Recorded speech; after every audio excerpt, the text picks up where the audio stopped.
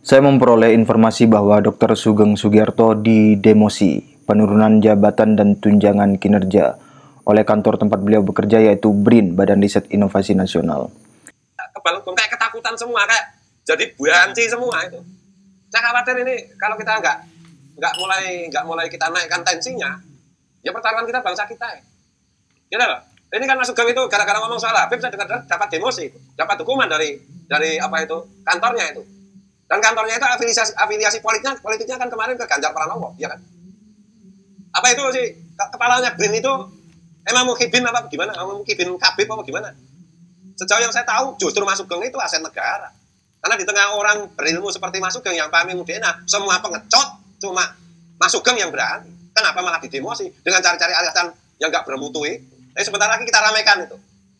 Apa-apaan itu? BRIN kita berak-abrik, siapapun yang mendukung kelompok yang menantang Pancasila, menantang Bhinneka Tunggal Ika, sikat.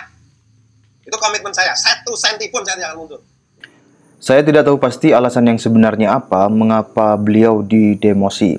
Tetapi mungkin saja, kemungkinan besarnya adalah karena beliau membicarakan nasab Habib dan membuktikan DNA Habib bukanlah zuriyah Nabi Muhammad SAW.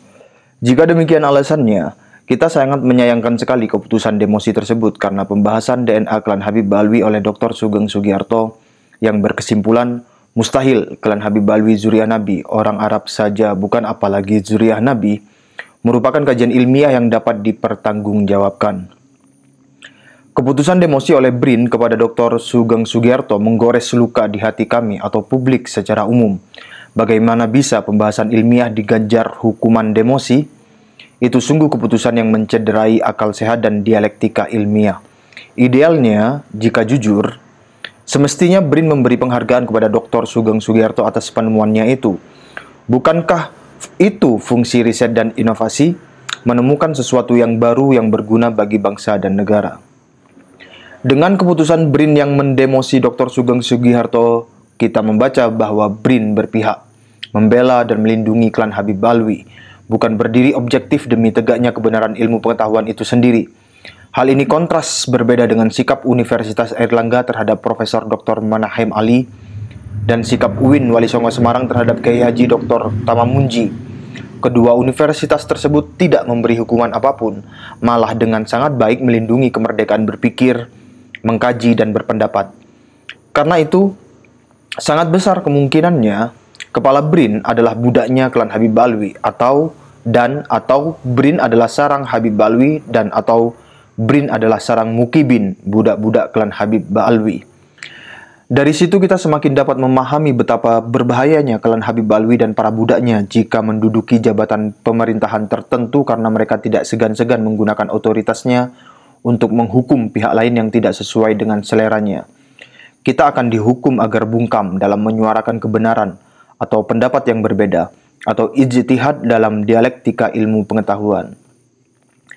Selain peristiwa demosi Dr. Sugeng Sugiarto oleh BRIN, peristiwa yang sama telah kita saksikan pada bagaimana dibatalkannya seminar ilmiah internasional UIN Wali Songo Semarang yang membahas klan Habib Ba'alwi oleh Mabes Polri atau setidak-tidaknya oleh oknum-oknum Mabes Polri. Terkait dengan isu viral acara seminar internasional di UIN Wali Songo Semarang, yang jelas informasi bahwa jam senja hari ini tadi UIN Wali Songo Semarang telah didatangi Mabes Polri yang ditemui Ketua Panitia Pelaksanaan Seminar Internasional berbincang tentang pelaksanaan 10 September 2024 terkait dengan pemetaan dan lain sebagainya yang berkembang di lapangan. Tapi yang pasti benar, sore tadi Mabes Polri mendatangi UIN Wali Songo Semarang dan ditemui oleh Prof. Arief Junaidi. Alasan adanya potensi benturan fisik adalah alasan yang sangat aneh dan mengada-ada. Sebab, faktanya, ceramah-ceramah dari klan Habib Ba'alwi yang provokatif, agitatif, menghina, dan memecah belah bangsa yang mengarah pada timbulnya perang saudara justru dibiarkan begitu saja. diberi izin dan pengamanan. Sementara acara-acara ilmiah yang sesuai dengan nation interest malah justru dihalang-halangi bahkan dibubarkan. Sebelum dibatalkan oleh Mabes Polri, panitia dan atau KIMAT memperoleh pesan untuk tidak membahas nasab di seminar tersebut.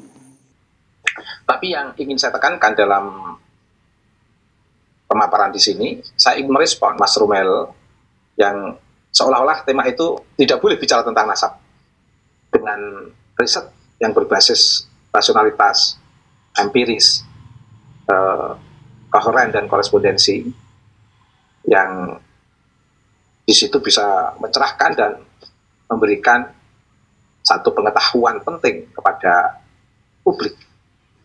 Itu lebih berarti daripada harus dibatasi terkait dengan migrasi agama klan Pak Alwi di Indonesia, maka di situ tidak layak ketika harus berbicara tentang nasab. Ya tidak begitu.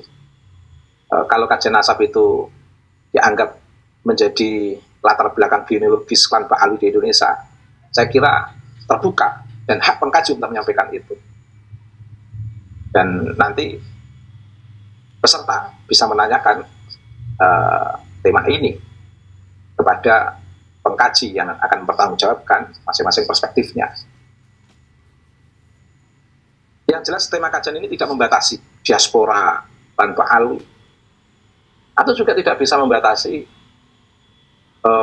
tentang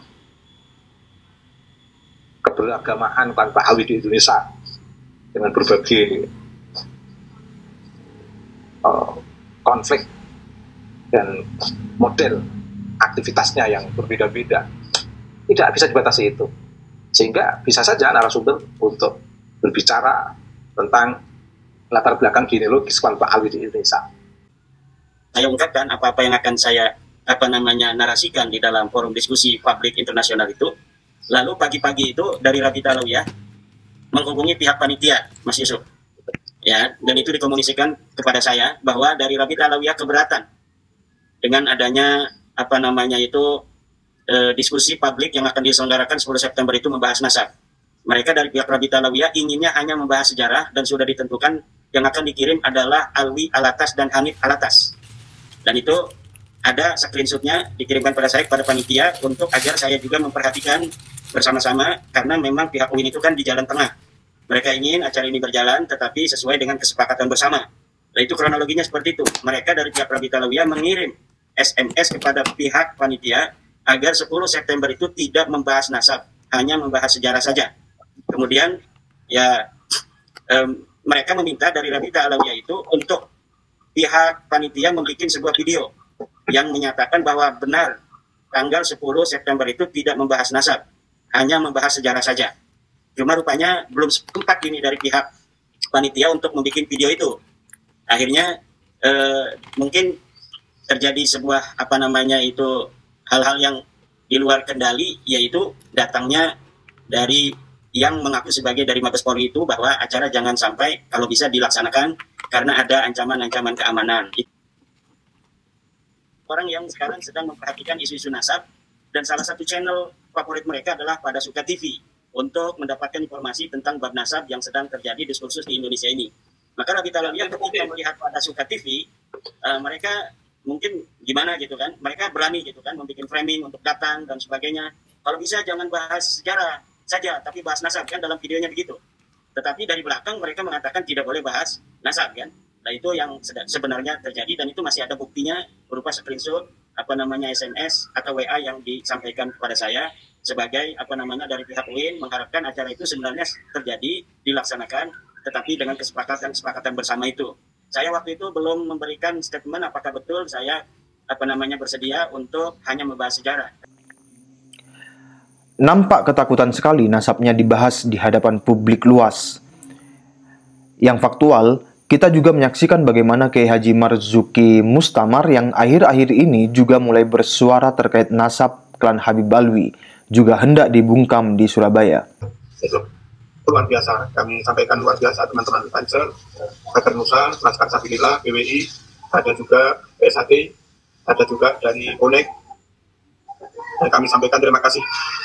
Mereka seakan benar-benar terlatih dan profesional melakukan pengamanan dalam situasi-situasi tertentu. luar biasa. Karena memang rupa-rupanya ada kesepakatan dari pihak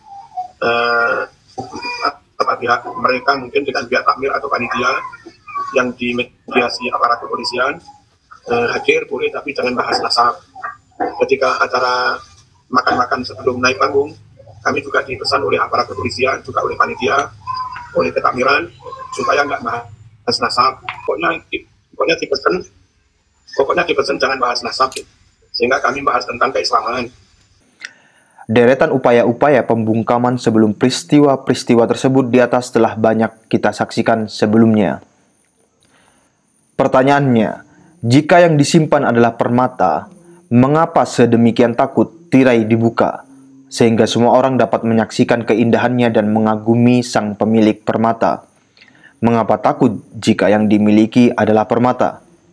Kalau yang klan Habib Ba'alwi miliki adalah permata, maka buka saja ke hadapan publik karena akan membuat publik terkagum-kagum kepada klan Habib Ba'alwi. Kekaguman, ketundukan, keunggulan ras. Bukankah itu yang selama ini dicari-cari dan mati-matian dibangun oleh klan Habib Ba'alwi? Dan itu bisa dicapai dengan membuka tirai yang menyimpan permata. Lalu mengapa tirai itu sekuat tenaga hendak ditutup? Jangan dibuka. Tentu saja jawabannya mudah sekali. Di balik tirai bukan permata yang dimiliki klan Habib Ba'alwi, melainkan bangkai beraroma busuk yang menyengat tajam, yang akan membuat publik bergidik ngeri dan pergi menjauh dari klan Habib Ba'alwi. Terima kasih. Assalamualaikum warahmatullahi wabarakatuh.